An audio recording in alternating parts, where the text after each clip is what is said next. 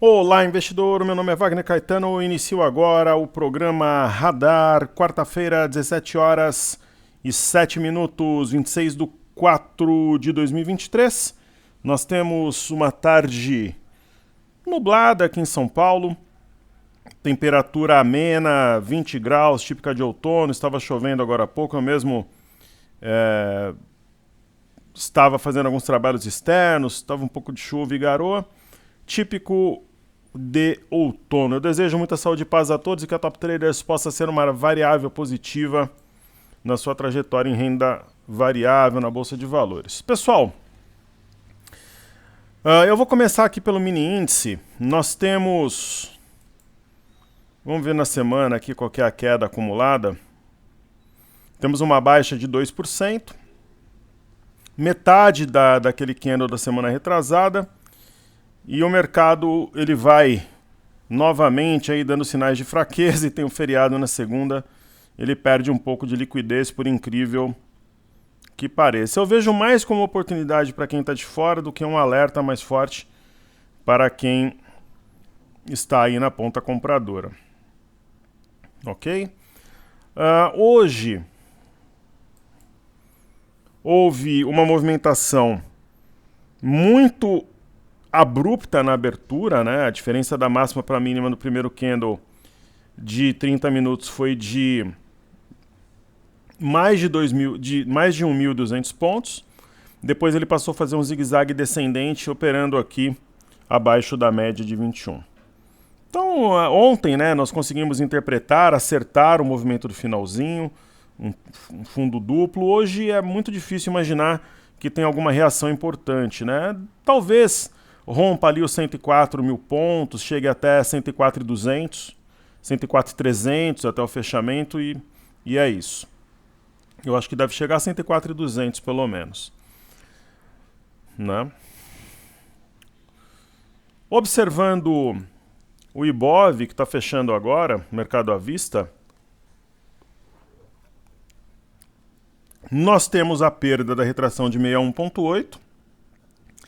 Faz sentido manter essas retrações de FIBO aqui no gráfico? Eu acredito que não. Eu gosto de um gráfico simplificado.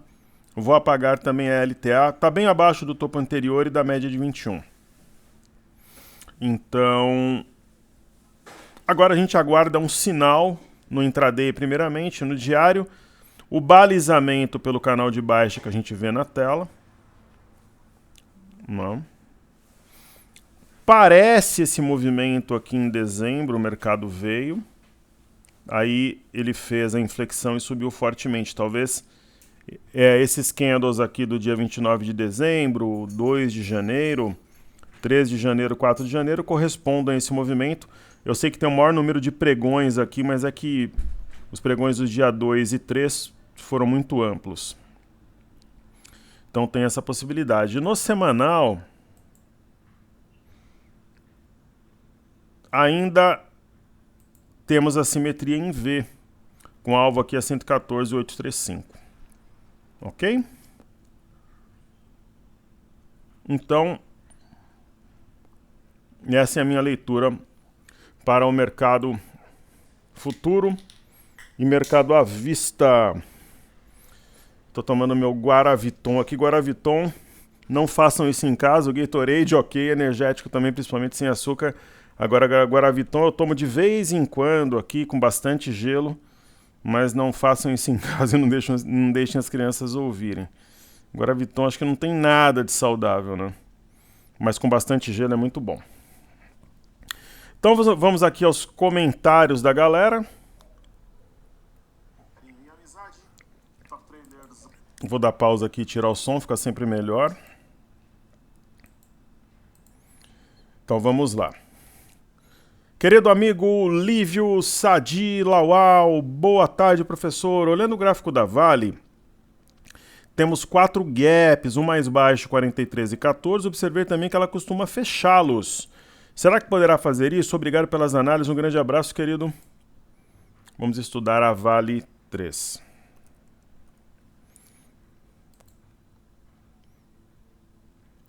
Olha, na semana passada a gente teve perdas de 5,27 e agora 5,88. E hoje, né, a Vale, ela não está subindo na mesma proporção do fundo que a gente teve no minério. Porque o minério de ferro é que aqui já vai aparecer com data do dia 27, em razão do fuso horário. Mas tem um belo de um engolfo, subiu 2,84. E a Vale não está reagindo na mesma proporção. Ela é uma ação muito líquida. Tem o mercado de opções também, enfim. E tem esse gap. Eu não acredito que vai ser fechado. Vou traçar aqui uma...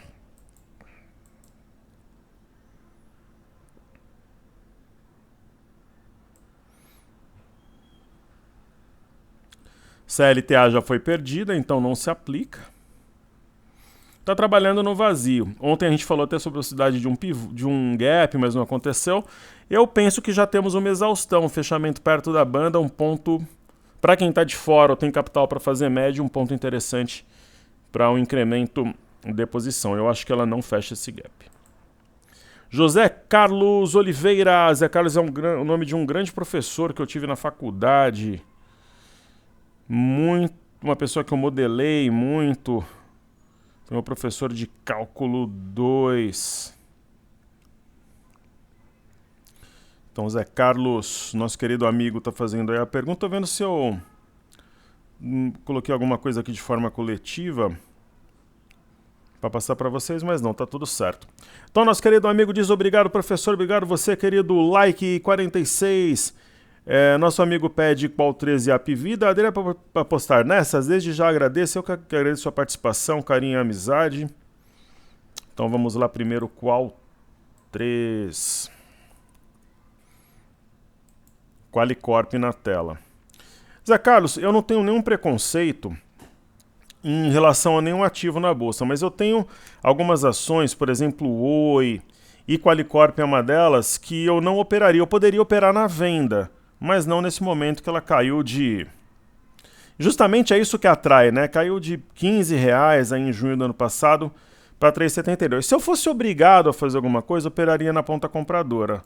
Mas eu acho, quando começa a diminuir o volume com candles menores, né? Mas eu assim, Wagner, você tem 1 milhão para trabalhar em Qualicorp, é compra ou venda, trabalhar vendido para ganhar com a queda, eu trabalharia comprado.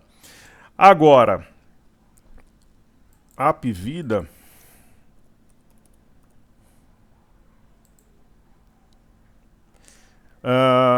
acontece algo parecido. Do setor me agradam.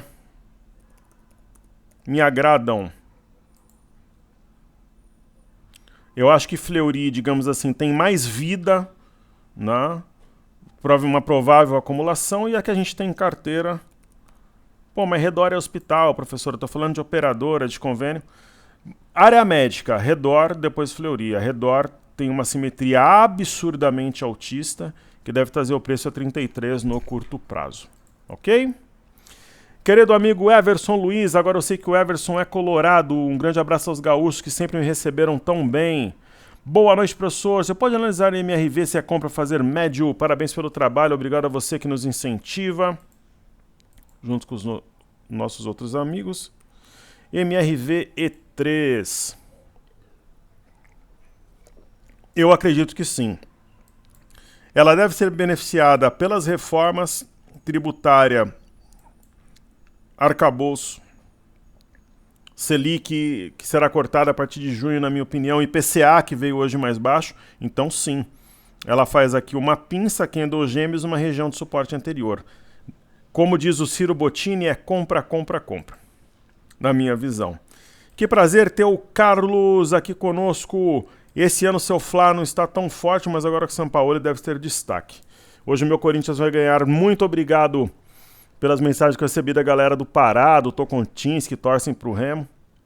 Eu não sabia que em Tocantins... Eu achava que os torcedores de Tocantins torciam mais para os times de Goiás do que do Pará, mas me parece que tem muitos Tocantins que gostam dos times paraenses, mesmo tendo os meus queridos alunos no coração do Pará, do Tocantins, de Goiás, Mato Grosso do Sul, toda a região norte e centro-oeste.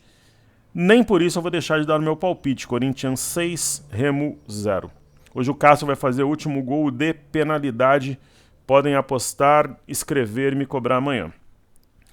Que prazer ter o Carlos aqui. Professor, tudo bem? Tudo ótimo. Melhor agora. Professor, Selic a 2% foi um erro. 3,75 é um erro. Bom, vindo do Carlos não é novidade. Genial. Concordo que houve exagero nas duas bandas, caríssimo. Brasil, o ambiente é negativo, só falam algo de ruim, aqui as coisas são difíceis.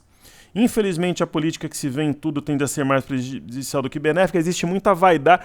Política tem 3 elementos, né? Claro que tem bons políticos, mas aqueles que não o são é mais ou menos uma tríade. Vaidade, que envolve poder, luxúria, enfim. Medo de ser preso e juntar dinheiro para pagar advogado. Tô certo ou tô errado, né? Então o povo acaba ficando nem em segundo plano, em quarto, quinto plano. Era para o Banco Central e o governo se alinharem, mas fica uma retórica política e quem sofre são as empresas consumidoras. Eu acho o Roberto Campos Neto genial. Se você pedir fazer uma lista de, por exemplo, um time de futebol com os 11 ases do mercado financeiro no Brasil. Roberto Lee, criador da Alpes, da Clear e da Avenue, estaria dentre eles. Roberto Campos Neto estaria dentre eles. E certamente o Bernard Api, que vai ser o pai da reforma tributária. Já deveria ocorrer uma sinalização acerca da queda de juros, mesmo que pontual, mas virou um jogo, uma queda de braço, né, Carlos? Só o fato de ter a briga já dificulta para o Selic cair. Parece um mercado de quem sobrar apaga a luz. Deveriam criar uma bolsa para Faria Lima? É uma boa. No exterior tem algumas bolsas meio exclusivas, assim, né? É uma boa ideia. E aqui se fala demais, as informações erradas circulam como se fosse verdade. Eu posso estar errado, mas não vislumbro os institucionais sendo protagonistas da recuperação da bolsa, eu também não. Eu acredito que sejam os estrangeiros mesmo, como é histórico. Muitas vezes o institucional corre atrás para fazer a venda, ele dá liquidez para a alta, mas ele não é o protagonista. Muito bem colocado por você. Eles só operam comprados quando os estrangeiros estão vendidos. Perfeito. Na minha humilde opinião, o mercado só ganha força se os estrangeiros comparem todos os dias de forma convincente. Concordo em gênero, número e grau, assino embaixo. Eu já desanimei com o mercado, quem sabe no final do ano esse mercado volte a ganhar força convincente, porque esse efeito sanfona é péssimo para os investidores, juros precisa cair para que haja atração. Concordo, gênero, número e grau, um grande abraço. É uma honra ter você por aqui, assim como o Everson, Zé Carlos e o Lívio. E muita gente desanimou, tanto que o volume está diminuindo e muita gente saiu. Mas eu volto a dizer, é típico de formação de fundo, quando existe o desânimo, existe a impaciência, né? Essa questão psicológica do mercado não tomar tendência. Eu tive uma reunião com um filmmaker, uma pessoa de filmagem, edição, de redes sociais, e aí ele tinha um cliente tal que conversou conosco também, a gente falava sobre isso, né? Então, esse tipo de sentimento que está no ar é típico da formação de um grande fundo, ok? Como a grande euforia, quando sai bolsa em capa de revista e todo mundo quer investir, é típico de formação de topo. Muito bem. Falando de ações que divulgaram seus números, VEG3. A VEG é VEG. É uma ação pouco volátil, é mais um ativo para ter renda fixa. Eu prefiro o Home. É a que faz parte da nossa carteira. Né? Então hoje, por exemplo, Home. Né? Mas a VEG deve seguir, mesmo que aos trancos e barrancos, uma movimentação de alta. E como está em correção, ela gera oportunidade. Eu só vou voltar para a gente ver quais os ativos que tiveram os seus números divulgados. A Gol foi uma outra empresa.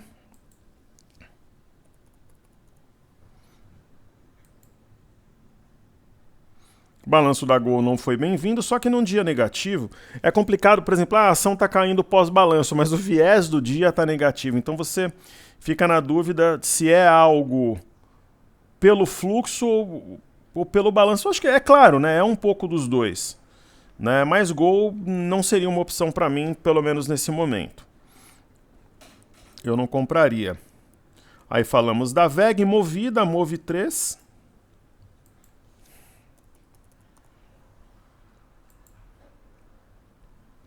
Movida, se hoje você me perguntasse 5 ativos que estão com orelha, focinho e rabo de alta, Move3 estaria entre elas.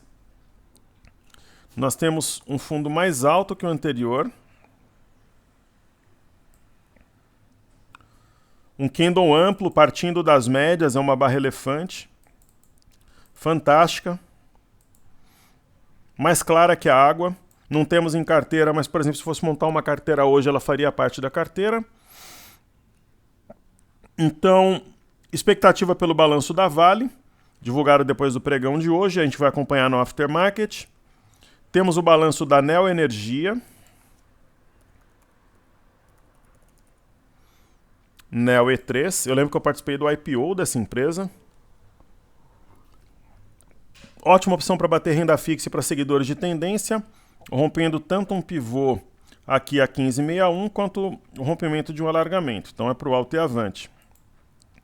Mais o perfil de seguidores de tendência.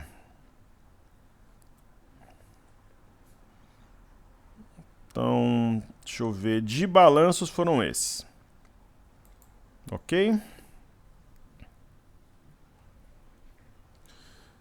Pessoal, ontem a gente teve alguns balanços americanos, naturalmente eu vou estudá-los aqui. A primeira é Microsoft, agradou, né? O ativo subindo 7,24. Eu colocaria stop abaixo da mínima de hoje se estivesse posicionado. Grande volume. A outra ação foi Alphabet, Google. Balanço tímido, acho que é uma situação interessante para compra, mas não empolgou, mais do mesmo. E nós tivemos PEC, West, Bancorp. Uma movimentação interessante. Com as bandas justapostas, eu acho que vale o benefício da dúvida aqui para uma compra, sim. Ok? E um dos destaques negativos aí, que é responsável pelo estresse desde ontem, é o First Republic Bank.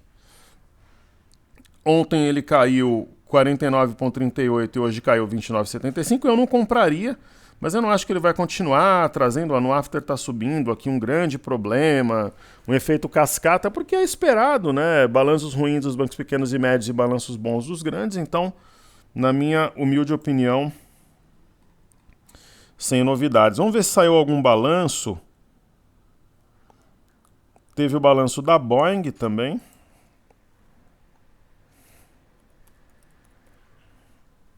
BA.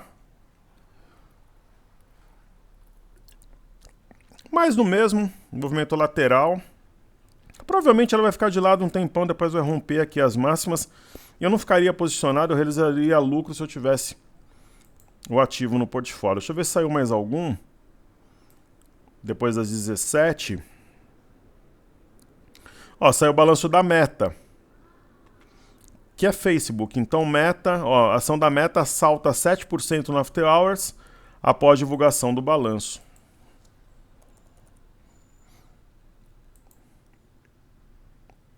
Já está em tendência de alta e assim deve continuar. Ó, 8,94, isso é bom para o mercado como um todo.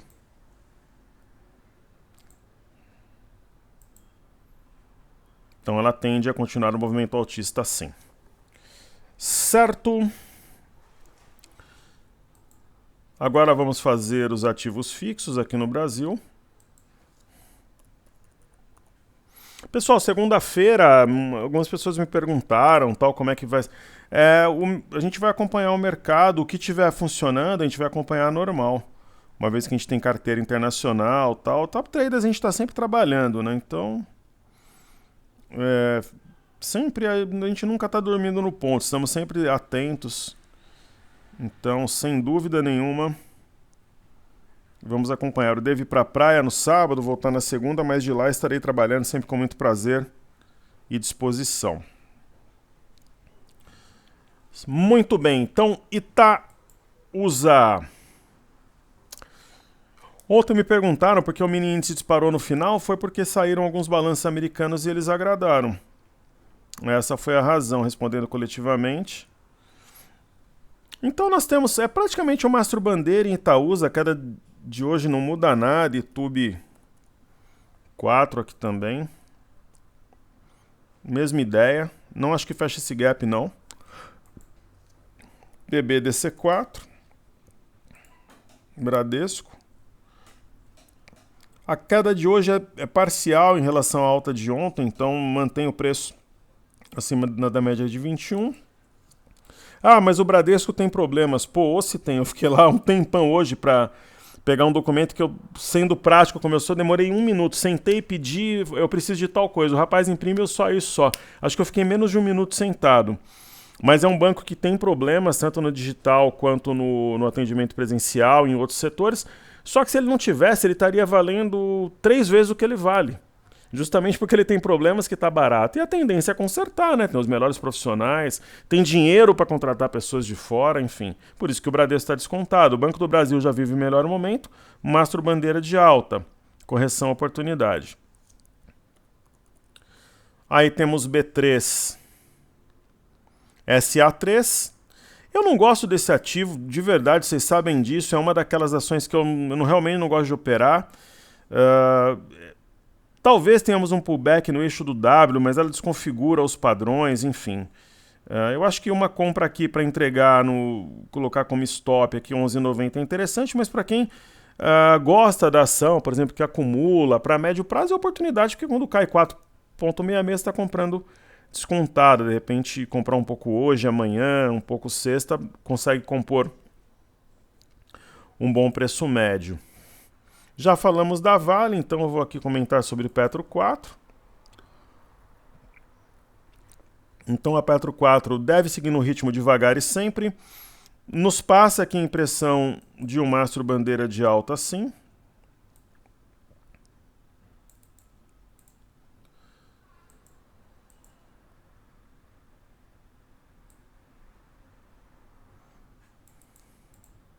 E hoje eu joguei na Mega Sena, pessoal. Vamos supor que eu ganhasse hoje 30 milhões na Mega Sena.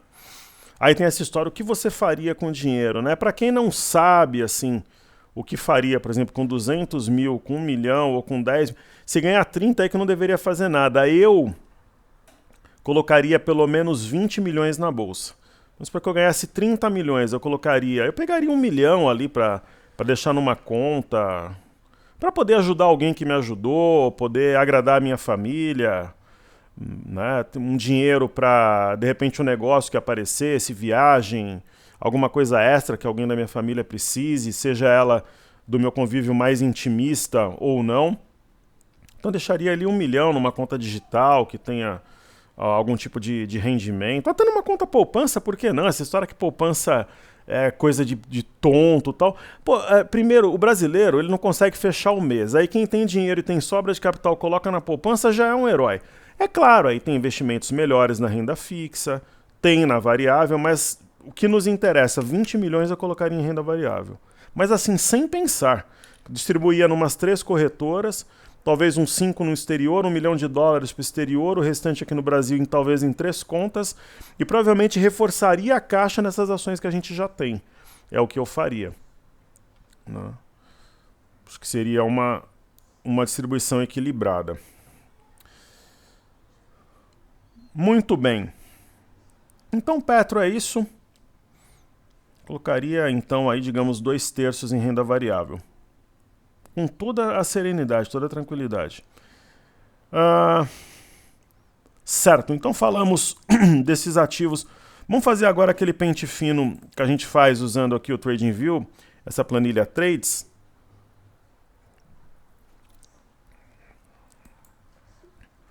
Nós temos uma pinça de fundo, correção parcial, não invalida o sinal, de forma nenhuma. O DI1 F25... Eu não vejo, por exemplo, essa alta de hoje como uma ameaça, um sinal de fundo consistente. De forma nenhuma. O dólar, esse gráfico está errado, né? O TradingView não corrigiu. Aí a gente tem aqui o Broadcast para utilizar. Então no diário tem topos mais baixos, né? Isso dá uma ideia de distribuição para uma queda posterior. E no intraday, topos, a gente tem topo mais alto, um pouquinho mais baixo, mais baixo, mais baixo, mais baixo. Cara, focinho, orelha, rabo de distribuição. O Ibov, mercado à vista, é o que eu comentei, né? Nós temos a simetria, eu comentei no início. BOVA11 a mesma coisa. O BOVA11 fechou o gap. Aqui é 98,94. O gap 98,94. A mínima de hoje 98,94. Fechou o gap. Então vou apagar aqui a restrição de FIBO. Vou limpar esse gráfico. Então o gap fechado no BOVA11 é um sinal importante. E o Bovespa em dólares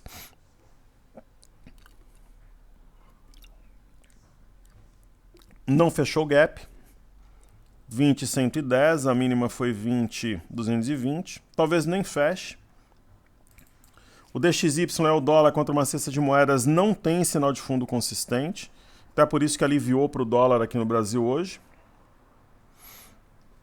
O mini índice, eu comentei, né? Ele estava ali 103,900, que ele provavelmente buscaria ali 104,100, 104,200. Então é isso. Talvez encoste aqui no 104,100, 104,150, já perdeu liquidez.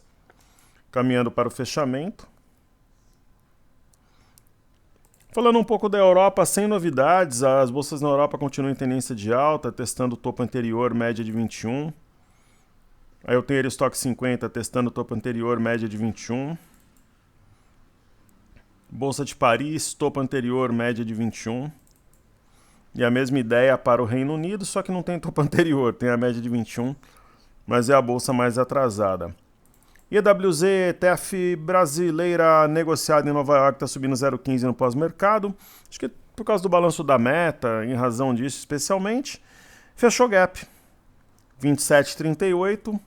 Ontem negociou a 27,42 e hoje 27,41 não fechou o gap. Por 3 centavos, mas não fechou. E se for por 3 centavos, não fechou, simples assim. Não significa que vá fechar, mas não fechou. Agora, o EWZ ele tem uma pista importante que é um fundo duplo e um eixo de W aqui em 28,16. Eu vou desenhar para ficar mais claro aqui. Seria realmente a letra W. Você tem aqui uma perna, uma queda forte, praticamente linear, com um gap no meio que deve ser um gap de medida. Marca metade do movimento. Aí você tem um pequeno repique. Ele parou na média de 5 períodos, que é a linha verde. Depois eu tenho uma nova queda curta.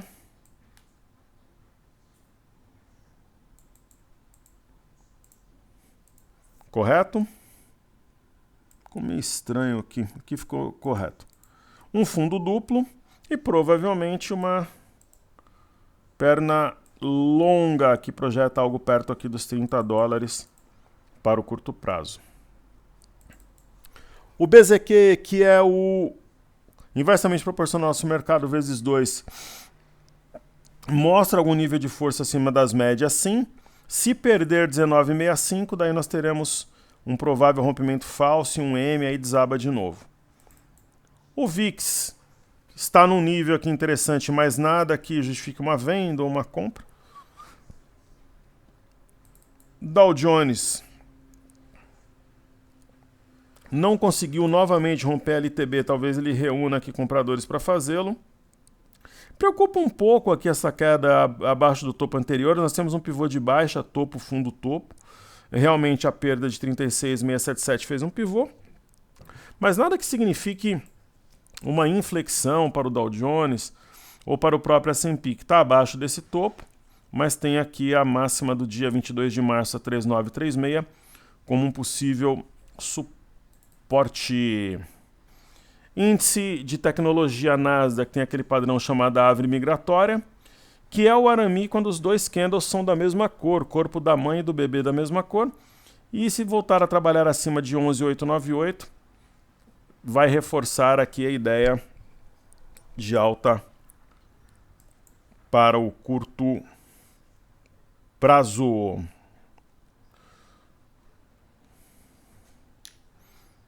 Muito bem. Aí nós teremos a seguir títulos americanos de 10 anos.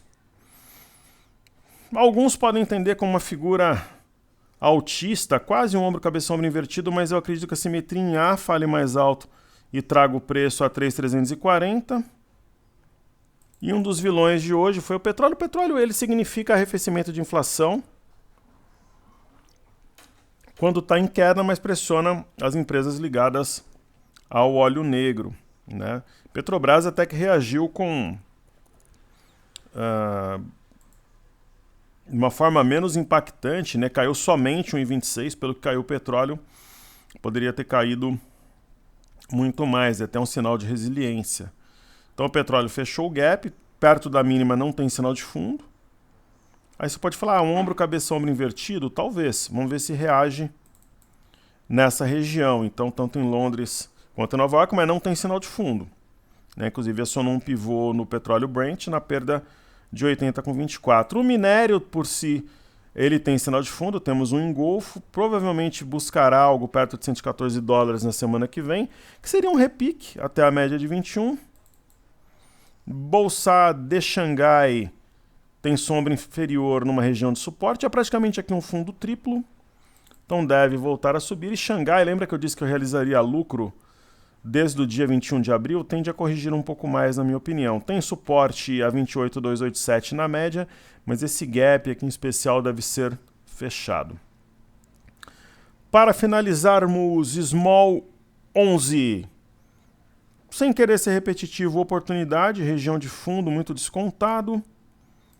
E FNC, eu entendo como mastro bandeira essa movimentação. Imob mostrou maturidade, acho que o IPCA, né, aliviou alguns setores hoje. IPCA somaram 12 meses um menor valor desde outubro de 2020.